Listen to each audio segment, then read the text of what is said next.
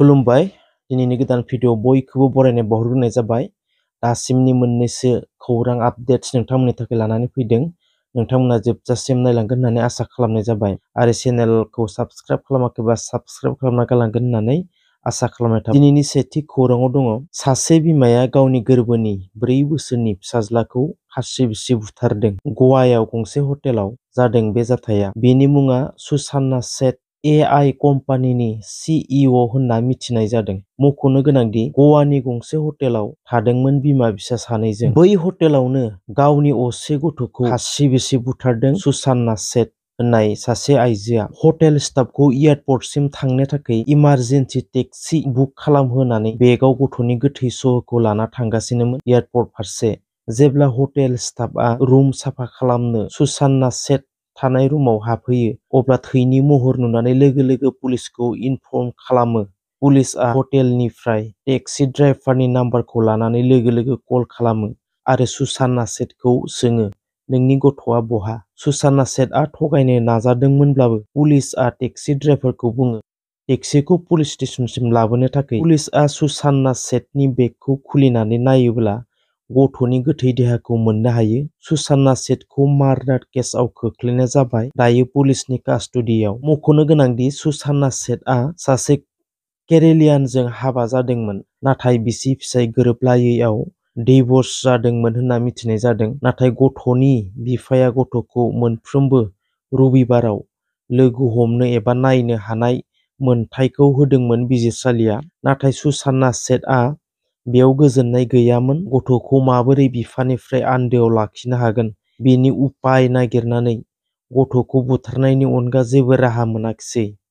मरिगावआव बेरेनि गाग्लोबनायाव दीपक नन्दि मुंनि सुबुंनि जिउ खहा। मिथिनाय बादिब्ला दीपक नन्दिया लामाजों थाबायलांबाय थानाय समावनो लामा सेरनि बिफाङाव बासा लानाय मौ बेरेखौ मासे दाउ फैनानै बेरेनि बासाखौ साबखांफैदोंमोन। फालो फालो बेरेआ गोबां सुबुंखौनो गाग्लोबदों। दीपक नन्दिखौ गोबांथार बेरेआ जोफबनायनि थाखाय लामायावनो गोग्लैना थायो होनना मिथिनो मोननाय जादों। हस्पिटालसिम लाना थांदोंमोनब्लाबो थैबाय होननानै बुङो डक्टरा दीपक नन्दिखौ। बर' बिजोंखौ आसाम सरकारा बुथारनो नागिराखै आरो बुथारनायबो नङा, बुंदों मन्त्रि इउजि ब्रह्मआ। बर' बिजोङा जोबस्रांनायनि गुदिया बर'फोरानो होनना बुंदों इउजि ब्रह्मआ। मख'नो गोनांदि बर'फोरानो बर' बिजोंनि फारसे फोथायनाय गैया। गाव गावनि गोरोन्थिखौ गुबुननो होनानै गावआ फ्रि जानो लुबैनाया जानाय नङा होननानै बुंदों इउजि ब्रह्मआ। गुनु उत्सबआव थाखो 6 नि सोंलु बिलाइआ इंराजि रावआव फैनायनि थाखै एबसु आरो थुनलाइ आफादआ आनजाद लानायखौ दोनथ'दोंमोन।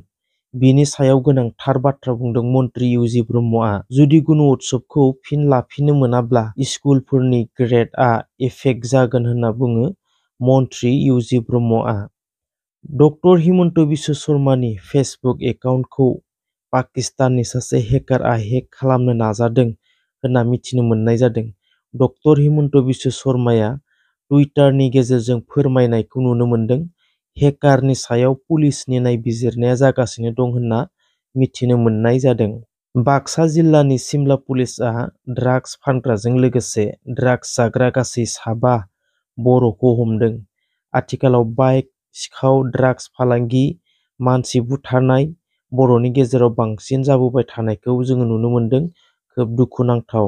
आसामनि मुंदांखा अखमिया मेथाइ सुजुगिरि आरो रोजाबगिरि भुपेन उजिरा मैया हर 20 रिंगासोआव जोबथाहांबोबाय गुवाहाटी नेमकेयार हस्पिटालआव। मिथिनाय बादिब्ला थांनाय 1 जानुवारि खालि नेमकेयार हस्पिटालआव एडमिट खालामनाय जादोंमोन भुपेन उजिरखौ। मिथिनाय बादिब्ला बिथांनि हिमग्ल'बिन पारसेन्टेजआ खमायलांदोंमोन आरो थै होनो गोनां जादोंमोन। लोगोसे जोबथायाव लिभारनि जेंना जानानै बिथाङा जिउ खोमानांबाय होननानै मिथिनो मोननाय जादों। स' रायजोफोर दासिमनि थाखाय रादाब आपडेट्स बेसांखिनियानो। थेंक इउ स' माच जोबजासिम नायजोबनायनि थाखाय।